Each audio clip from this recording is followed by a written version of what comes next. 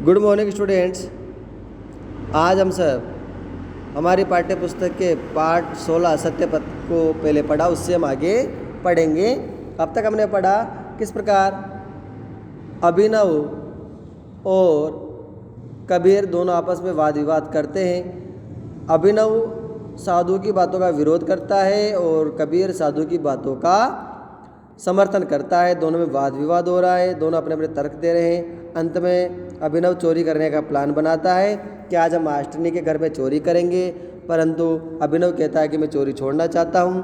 तभी अभिनव ने कबीर को समझाने का प्रयास करते हुए बताया, अरे पागल तो नहीं हो गया, ये दुनिया साधुओं की नहीं चोरों की है। अर्थात ये दुनिया किसकी है कि साधुओं की नहीं, ये दुनिया चोरों की है। अब उसको बता रहा है कि चोर अर्थात बुरे लोग कौन कौन है कि बढ़िया जो दुकानदार होता है वो डंडा मारकर चोरी करता है, जो व्यापारी होता है वो टैक्स बचाकर चोरी करता है। अर्थात कहने का मतलब है चोरी तो दुकानदार भी कर रहा है, चोरी तो व्यापारी भी कर रहा है, फिर डर किस बात का, वे भी तो चोर है। स्मगलर जो होते हैं वह माल इधर से उधर करता, वे वस्तुएं जिनका गवर्नमेंट ने ब्लॉक कर रखा है, जिनको बंद कर रखा है, उन ऐसी वस्तुओं को इधर से उधर वो लेकर जाते हैं, बेचते हैं, खरीदते हैं। ऐसे लोगों को हम स्मगलर कहते हैं। सबके सब चोर हैं, बस फ़र्क इतना अंतर इतना है कि हम छोटे चोर हैं, हम छोटे मोटे चोर हैं। कहने का मतलब अभिनव उस कबीर को समझा रहा है कि कहाँ साधु की बातों में आता है, अरे चोरी कौन नहीं करता, यहाँ हर व्यक्ति चोरी करता है, हर व्यक्ति यहाँ पर चोर है, चाहे दुकानदार हो, व्यापारी हो, स्मगलर हो, सबके सब, परंतु हम छोटे चोर हैं, फ़र्क इतना वो बड़े चोर हैं। तभी कबीर कह रहा है, अच्छा मान लिया कि बड़े चोरों में यार हम पॉकेट साइज के चोर हैं, पर सच बोलकर तो देखें साधु कहने से। अर्थात फिर भी कबीर उस साधु की बातों का समर्थन कर रहा है, कह रहा है कि मान लिया कि वो बड़े हैं हम छोटे हैं, परंतु एक बार हम सच बोलकर तो देखें। साधु ने कहा है तो उसका आजमाने में क्या हर्ज है, क्या मुश्किल है, उसकी बात मान लेते हैं। अगर कोई नुकसान हुआ तो हम सच नहीं बोलेंगे और फ़ायदा होता है तो हम सच बोलेंगे। इस प्रकार कबीर भी उस साधु की बात का समर्थन करते हुए अभिनव को समझाने का प्रयास कर रहा है। फिर अभिनव उसका विरोध करता है, उसको कह रहा, अरे सच बोल के मरना है क्या, क्योंकि अभिनव को लग रहा था कि सच बोलने से नुकसान ही होता है, फ़ायदा नहीं हो सकता। और नुकसान भी वो कि अगर एक बार चोरी करते हुए पकड़े गए, किसी ने हमें चोर समझ लिया तो फिर दोबारा हम चोरी नहीं कर पाएंगे।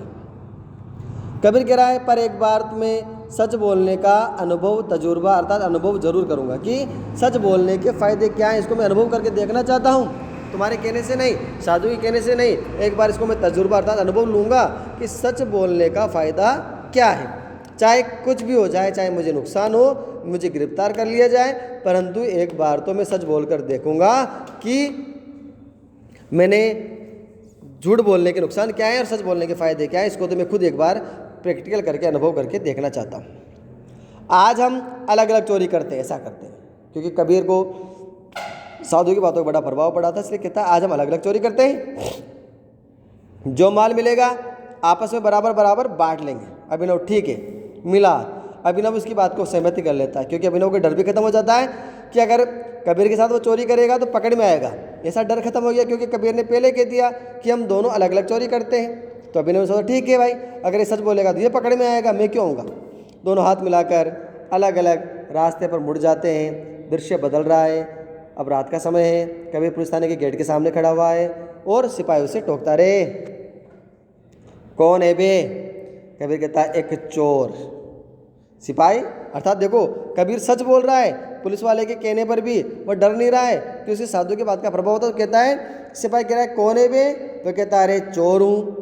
चोर है तो यहाँ क्या करने आया है। सिपाही कहता है अगर चोर है तो यहाँ पुलिस वालों के पास क्या है, चोर तो पुलिस वालों को देख कर डरते हैं, और तू एक ऐसा चोर है कि सीधा पुलिस वालों के पास ही आ गया। कबीर कहता है सच बोलने। सिपाही सच बोलने आया है, पागल हो गया क्या। कबीर क्या सच बोलने वाला पागल होता है। देखो कबीर कितना बहादुर है। अब जो व्यक्ति झूठ बोलता था, चोरी करता था, वो पुलिस से डर रहा है, परंतु कबीर ने उस साधु की इतनी शिक्षा ग्रहण की कि मुझे तो सच बोलना है। तो इस सच की देखो ताकत देखो, वो पुलिस को ही आकर ही कह रहा है कि वह चोर है, और पुलिस वाला भी कह रहा है उसकी बात में विश्वास नहीं कर रहा, कह रहा है कि पागल हो गया, कि वो जानता था कि जो चोर होगा वो मेरे पास क्या करने आएगा। सिपाही कहता है ज़्यादा बकबक मत कर, ज़्यादा बकवास मत कर, ज़्यादा बहस मत कर। बकबक का मतलब बहस मत करे, चल तुझे दरोगा साहब के सामने हाजिर कर देता हूँ। दरोगा साहब का मतलब होता है वह अधिकारी, वह इंचार्ज जो उस वक्त थाने का इंचार्ज था, उसे कहते हैं दरोगा। सिपाही कबीर को साथ ले जाकर दरोगा के सामने पेश कर देता है। दरोगा तू चोर है? तो कबीर कहता है हाँ साहब, 12 साल का गरीब चोर हूँ सरकार। अब फिर भी देखो, वह जब दरोगा उसे पूछ रहा है तब भी कबीर डर नहीं रहा है, उस सच बोलने की हिम्मत देखिए। वो कह रहा है हाँ साहब, 12 साल का मैं गरीब चोर हूँ सरकार। बड़े विनम्रता से उसको आंसर देता है। दरोगा पता है ना थाने में क्या क्या बनाया जाता है चोर का? अब देखो, दरोगा उसे डरा रहा है कि तू सच बोल रहा है ना, कि जब मैंने अगर मान लिया तो चोर है, तो तुझे पता है थाने में क्या क्या बनाया जाता है चोर का? मुर्गा बनाया जाता है, पीटा जाता है, हमारा जो भी किया जाता है। तो उसको डरा रहे। परंतु सिपाही कहता है सर, चोर तो पुलिस की परछाई से ही भागता था, अगर चोर होता तो हमारे सामने इसके आने की हिम्मत नहीं होती। ये तो खुद थाने के तक नहीं आता। मुझे तो ये कुछ सनकी, कुछ पागल सा लग रहा है, कुछ बिना दिमाग का व्यक्ति लग रहा है कि जो खुद पुलिस को आकर ये कह रहा है कि वह चोर है, क्योंकि अगर चोर होता तो पुलिस को देखकर ही डर जाता। अब दरोगा भी इस बात को समर्थन कहता है और उसको कहता है, उस सिपाही श्यामलाल को कह रहा है तो ठीक कहता है श्यामलाल, चोर होता तो यहाँ आने का और अपने आप को चोर बताने का साहस नहीं करता। अगर ये चोर होता तो यहाँ नहीं आता। तो सही कह रहा है कि अगर क्यों, चोर तो पुलिस से डरते हैं और ये तो खुद आकर मुझे कह रहा है कि मैं चोर हूँ, इसलिए यहाँ आने का हिम्मत नहीं करता। अगर ये चोर होता तो दरोगा कहता है कबीर से, अबे यहाँ क्या करने आया है, क्या नाम है तेरा? अब देखो, दरोगा भी उस बच्चे के प्रति उसकी मानसिकता, उसके विचार बदल गए और उससे पूछ रहा है यहाँ क्या करने आया है, क्या नाम है? अगर उसकी बात विश्वास करे उसकी पिटाई शुरू कर देते पुलिस वाले, लेकिन ऐसा नहीं कर रहे हैं क्योंकि वह व्यक्ति सच बोल रहा है। कबीर कहता है नाम तो मेरा कबीर है सरकार, पर काम चोरी का करना है।